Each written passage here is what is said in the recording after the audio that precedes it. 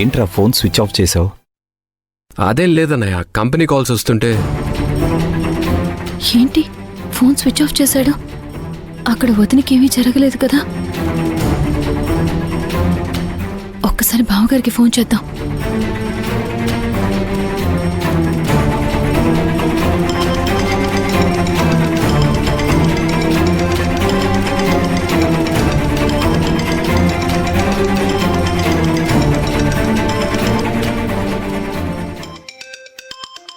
నేను భూమికి అనుకూలంగా మాట్లాడానని మాధవ్ బాధపడ్డాడు.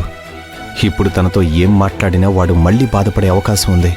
ఫోన్ తీయకపోవడమే మంచిది.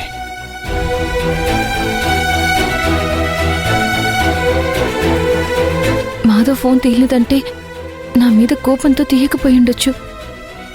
కానీ బావగారు కూడా తీయడం లేదంటే నిజంగానే నేను భయపడినట్టు వదినకి ఏమైనా జరిగిందా?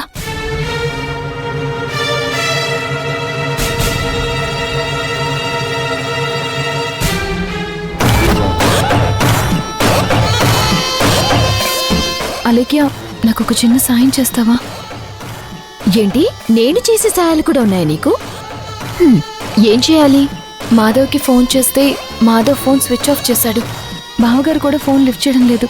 అక్కడ వదినకి ఎలా ఉందో ఏంటో అని నాకు భయంగా ఉంది. నా కోసం ఒక్కసారి వెళ్ళి చూసొస్తావా? ఇక్కడ ఇంట్లో కాపలాగా ఉండమని చెప్పి వెళ్లారు. ఇప్పుడు నేను వెళ్తే బాబు నన్ను తిడతారు. అలేఖ్య, ప్లీజ్ అలేఖ్య, నా వల్లే ఇదంతా జరిగిందని కోపంలో ఉన్నారు. ఇప్పుడు నేను వెళ్తే కనీసం నన్ను లోపలికి రానిస్తారు అన్న నమ్మకం కూడా నాకు లేదు. వదినికి ఎలా ఉందో ఏంటో తెలుసుకోవాలనుంది. ప్లీజ్ ఒక్కసారి హాస్పిటల్ వరకు వెళ్ళేసిరా. వదిన క్షేమంగా ఉందన్న ఒక్క మాట చెప్పు చాలు. నేను మా బావ చెప్పింది వినమంటావా, నువ్వు చెప్పింది వినమంటావా? నేను వెళ్ళటం కుదరదు, నువ్వు వెళ్లే అవకాశమూ లేదు.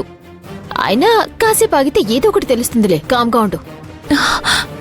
అలేఖ్య, ప్లీజ్, నువ్వు ఏ విషయంలో ఎలా మాట్లాడినా నేను బాధపడలేదు. కానీ ఈ విషయంలో మాత్రం నాకు నువ్వు తప్ప ఈ విషయంలో సహాయం చేసేవాళ్ళెవరూ లేరు. ప్లీజ్ అలేఖ్య, వెళ్ళు. కుదరదని చెప్తున్నాను కదా. నీ కాళ్ళు పట్టుకుంటానా లేఖ్య? అరే ప్లీజ్ వెళ్ళలేఖ్య. మాటకి మాట సమాధానం చెప్పే స్థాయి నుంచి కన్నీళ్లతో కాళ్ళు పట్టుకునే స్థాయికి వచ్చావా భూమి? అప్పప్పప్పప్ప, ఇదేదో బాగుందే. నిన్నక్కడే ఉంచాలి, నేనిక్కడే ఉండాలి.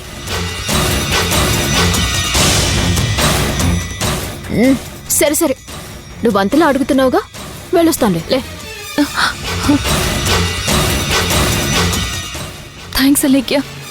నువ్వు వెళ్ళగానే అక్కడ వదినికి ఎలా ఉందో ఏంటో చూసి నాకు వెంటనే కాల్ చేయి. సరే.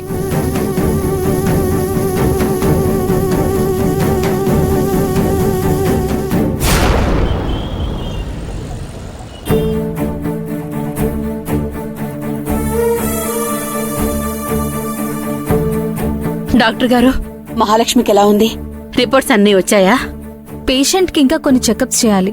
దయచేసి మీరు డిస్టర్బ్ చేయకండి. కాసేపు మీరు వెయిట్ చేయండి, అయిపోయాక నేనే చెప్తాను.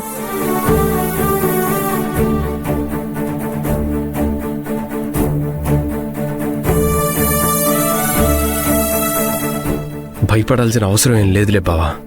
అక్క బిడ్డ ఇద్దరు క్షేమంగానే ఉంటారు. డాక్టర్ గారు ఏం మాట్లాడకుండా వెళ్ళిపోతున్నారు? నాకేం అర్థం కావట్లేదు.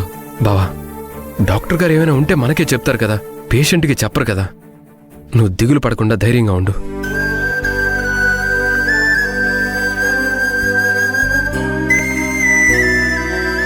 డాక్టర్ గారు, ఇప్పుడు నాకెలా ఉంది? సహజంగా పేషెంట్స్కి కొన్ని నిజాలు చెప్పమమ్మా. ఎందుకంటే ఆల్రెడీ వాళ్ళు ఫిజికల్గా బాధలో ఉంటారు కాబట్టి మెంటల్గా కూడా వాళ్ళని బాధ పెట్టే మాటలు చెప్తే వాళ్ళ గుండె తట్టుకోలేదు. ఏదైనా ఉంటే వాళ్లకు కాకుండా వాళ్ళ తరపు బంధువులకి చెప్తాము. పర్వాలేదు డాక్టర్ గారు, మీరేం చెప్పినా వినడానికి నేను మానసికంగా సిద్ధపడే ఉన్నాను.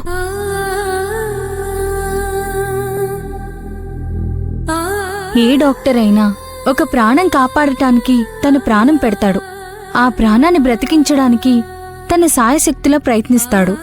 ఆ ప్రయత్నం ఫలించినప్పుడు ఆ పేషెంట్ కంటే, ఆ పేషెంట్ తాలూకు బంధువుల కంటే ఎక్కువగా సంతోషపడేది ఆ డాక్టరే. అలాగే ఫెయిల్ అయినప్పుడు వాళ్ళందరికంటే ఎక్కువగా బాధపడేది కూడా ఆ డాక్టరే. మా సంతోషం మీకు కనిపించదు. మా ప్రయత్నం ఫెయిల్ అయినప్పుడు మా కన్నీళ్లు మీకు కనిపించవు. ఈ చేతులతో ఒక పసిబిడ్డకు ఈ లోకానికి దారి చూపించినందుకు ఎంతో గర్వపడతాం. అదే మా చేతుల మీదుగా ఒక పసిబిడ్డ ప్రాణం పోయినందుకు నిద్ర పట్టని రాత్రులు ఎన్నో ఉంటాయి. డాక్టర్, నాకేమైంది? ఇప్పుడు ఏ ప్రాబ్లం లేదు కదా? నీకేం ప్రమాదం లేదమ్మా, కానీ